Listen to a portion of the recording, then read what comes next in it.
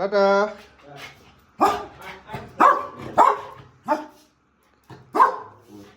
Petrol আমাকে ভরতে হবে আগে, দেখি যেখানে পেট্রোল পাম্প পাবো সেখানে পেট্রোল ভরে নেবো। তো এই যে রাস্তাটা ছিল চাপাডাঙ্গা টু আরামবাগ, সরি আরামবাগ থেকে চাপাডাঙ্গা, যে রাস্তাটা ছিল খুবই। গুড মর্নিং ফ্রেন্ডস, কেমন আছো তোমরা? আমি তো বিন্দাস। তো এখন বাজে 4:30। তো আমি আজ বেরিয়ে পড়েছি, মানে আমার বাড়ি থেকে কলকাতার উদ্দেশ্যে। তো অ্যাকচুয়ালি এত সকালে বেরোবার কারণ আমি তোমাদের আগেই বলেছিলাম যে ওয়াটার ডিস্টেন্সারটা নিয়ে যেতে হবে, এই জন্য আমাকে সকালে বেরোতে হলো। কারণ রাস্তায় এত জাম ফাম পড়ে গেলে খুব প্রবলেম হয়ে যাবে, তার জন্য সকালে বেরোতে হলো। তো এমন অবস্থায় আমি বেঁধেছি গাড়িতে, যেটা কোনোদিন এমনি অবস্থায় এই গাড়িতে আমি মানে বাঁধিনি। কারণ ডাউন সাইড বাম সাইডে পুরো 1 ফিট করে বেড়ে আছে, 1 ফিট 1.5 ফিট করে বেড়ে আছে। অ্যাকচুয়ালি জাম হলে কী হলো, তো জাম যদি আরামবাগের ওখানে যদি জাম হয় তাহলে একটু কাটাতে প্রবলেম হবে। আর আমি সবথেকে বড়ো প্রবলেম হচ্ছে যে এটা বাঁধার পর অ্যাকচুয়ালি ড্রাইভারের জিনিস তো, আর বেশি স্পিডে চালাতে পারছি না। কারণ আমাকে পুরো রাস্তাটাই যেতে হবে 50-60-এর মধ্যেই যেতে হবে, স্পিডে যেতেও পারবো না। তো এই জন্য একটু জলদি বেরোলাম। আর এখন তো হয়তো তোমরা কোনো কিছুই দেখতে পাচ্ছ না, এখন আমি মোটামুটি ঘর থেকে 20 কিলোমিটার চলে এসেছি, তারপরে আমি ব্লগটা স্টার্ট করলাম। তো চলো একটু মানে আলো আসবে, দিন হোক, তারপর আমি তোমাদের দেখাবো কী করে আমি বেঁধেছি, কী করেছি, এটা দেখাবো তোমাদের। কারণ মিনিমাম 8-10টা ইয়ে দিয়ে তোমার রাবার দিয়ে আমি বেঁধেছি ওটাকে।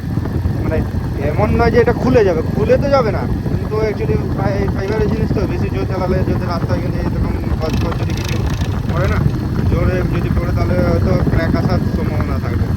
আর সবথেকে আমার বড় ভয় হচ্ছে যে এই মালটা নিয়ে পুলিশ না ধরে নেয়। কারণ মাল এমনিতেই দু সাইডে অনেকটা করে বেড়ে আছে, তো আর এতটা বেরোবো পুরো মার্কেট এরিয়া বেরোবো, পুলিশ না ধরে নেয়, এটাই আমার একটু ভয়। চলো যা হবে তোমাদের ওটাই জানাবো আমি।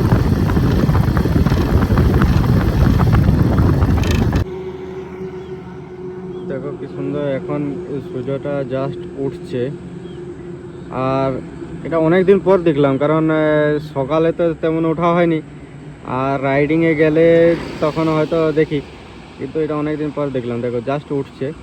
আর আমি 84 কিলোমিটার চলে এসেছি রুম বাড়ির থেকে। আর তোমাদের দেখাচ্ছি আমি কেমন করে বেঁধেছি আমার ইয়েটা।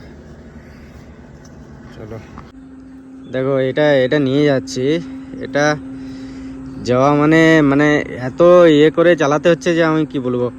কারণ আমি মোটামুটি 2 ঘন্টার উপরে চালালাম, তো 2 ঘন্টায় প্রায় আরামবাগ তো পৌঁছে যাওয়ার কথা, কিন্তু আরামবাগ এখনও পৌঁছাতে পারিনি। আরামবাগ মিনিমাম এখান থেকে 20 কিলোমিটার দূরে আছে, ঠিক আছে। আর অনেকগুলো রাবার দিয়ে বেঁধেছি, মানে অ্যাকচুয়ালি এটা বড় হয়ে গেছে, তো তার জন্য প্রবলেম না, তাছাড়া কোনো প্রবলেম নেই যে বারবার লুজ হয়ে যাচ্ছে এরকম কোনো প্রবলেম নেই। কিন্তু এটা বড় তো, কারণ সাইড কাটাতে একটু প্রবলেম হচ্ছে। বাকি সকালবেলা একটু ট্রাকের জাম তো আছেই। আর দেখো এদিকে সূর্যটা জাস্ট উঠছে, লেট করে লাভ নেই, কারণ 6টা বাজে এখন। যত লেট করব তো আরও ইয়ে হয়ে যাবে, বেড়ে যাবে। কারণ কলকাতার মধ্যে প্রচুর জাম পড়তে পারে না, তো তখন আবার এটা চালাতে অনেক অসুবিধা হবে।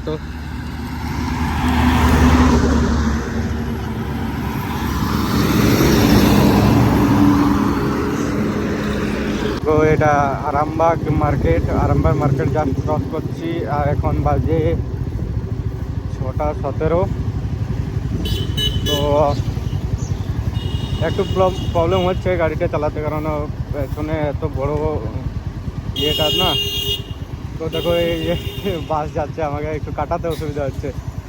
নাহলে তো আমি যদি শুধু সিঙ্গেল গাড়ি থাকতো তাহলে তো আমি কাটিয়ে নিতাম না, কিন্তু পেছনে যে মালটা আছে অনেক বড় মাল, তো তার জন্য কাটাতে একটু দেখে শুনে কাটাতে হচ্ছে।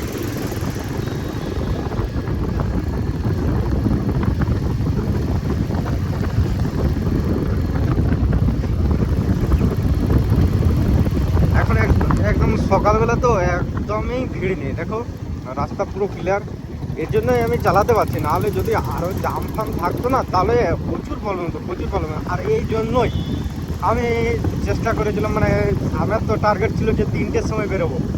3টে বেরোলে কী হলো, তো ওইদিকে আর জাম যেতাম না। কিন্তু 3টে আমার প্রবলেম হলো, উঠতে প্রবলেম হয়েছে। তো ঠিক 4টা 10-এ, সকাল 4টা 10-এ আমি বেরিয়েছিলাম। তো চলো, এখন তো মোটামুটি 6টা 20 বাজছে। তো এখান থেকে 2 ঘন্টা তো লাগবেই আরামবাগ থেকে কলকাতা পৌঁছাতে। আর এখান থেকে বাম দিকে নিয়ে নেবো একদম সিধা কলকাতা।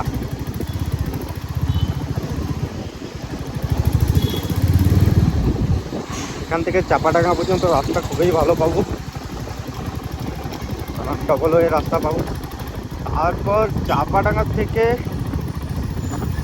একদম ডানকুনি পর্যন্ত সিঙ্গেল ওয়ে পাবো। তো সিঙ্গেল ওয়েতে কী হবে,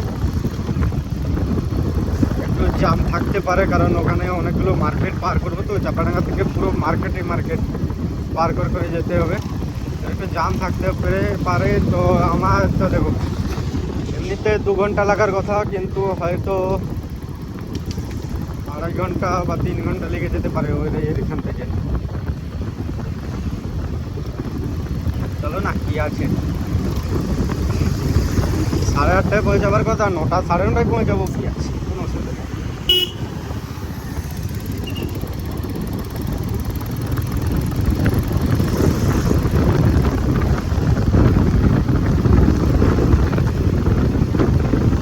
দেখো তখন সূর্যটা দেখাচ্ছিলাম পুরো লাল হয়ে উঠছিল, মানে উঠছিল জাস্ট। এখন দেখো কেমন।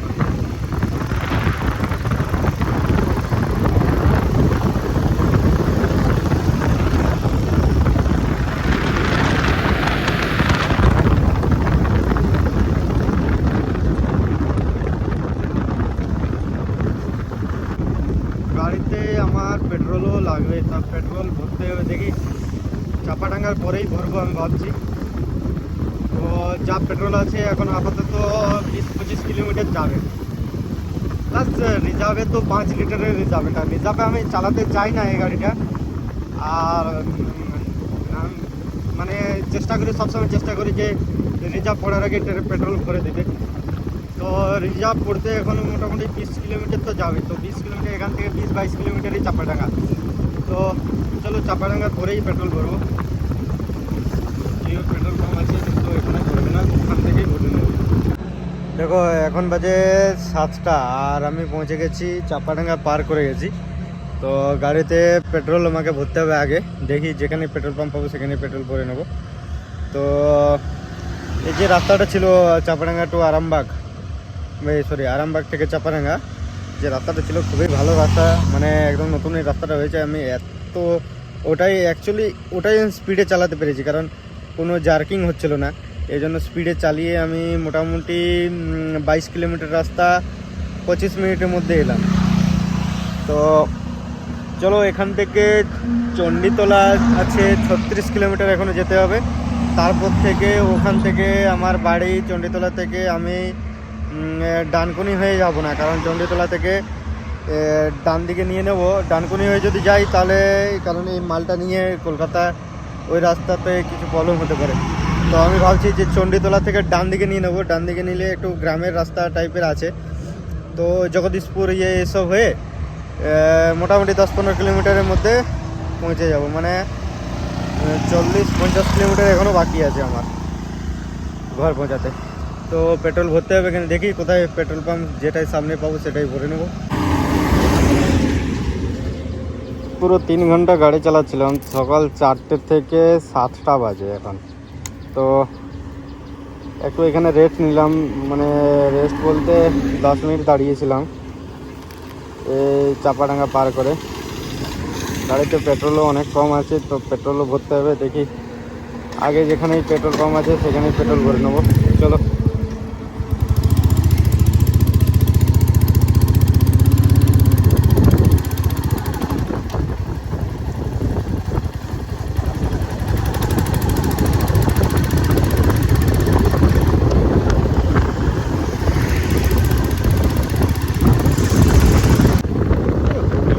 কি আলু এত হয় না, দেখো আলু হয়, মানে আলুর জন্য বিখ্যাত হুগলি ডিস্ট্রিক্ট।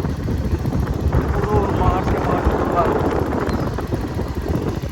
দেখো ভারত পেট্রোলিয়াম আছে, এখানেই পেট্রোল নিয়ে নেবো। মনে হয় খোলা নেই, এটা তো খোলা নেই মনে হচ্ছে, চালুই হয়নি এখনো, এটা চালু হয়নি এখনো।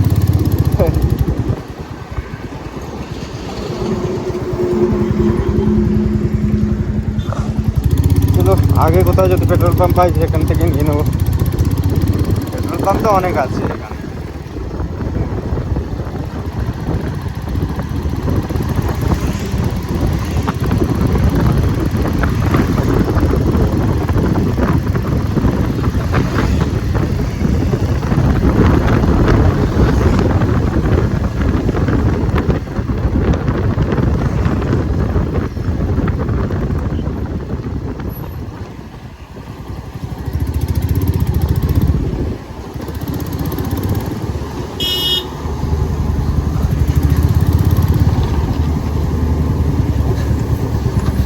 আমি তো কাটাতে পারবো না, পুরো ট্রাই করি।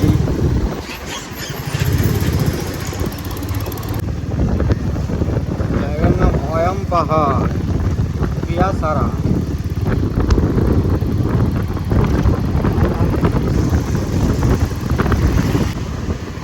রোডটা এত বাম্পার দিয়েছে না, প্রচুর বাম্পার রোডটা।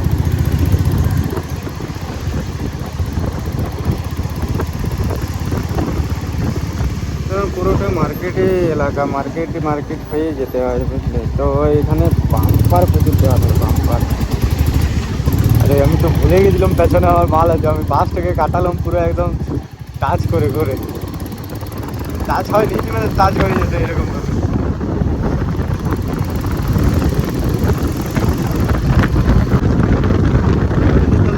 চণ্ডীতলা এখান থেকে 30 কিলোমিটার, চণ্ডীতলা 30 কিলোমিটার মানে চাপাডাঙ্গার থেকে চণ্ডীতলা 36 কিলোমিটার ছিল, তো 6 কিলোমিটার আমি চলে এসেছি। আর 30 কিলোমিটার, তারপর চণ্ডীতলা থেকে আমার রুম 15 কিলোমিটার, মানে এখনো 45 কিলোমিটার টোটাল বাকি আছে। আগে 7টা 12, 8:30টার মধ্যে পৌঁছে যাবো।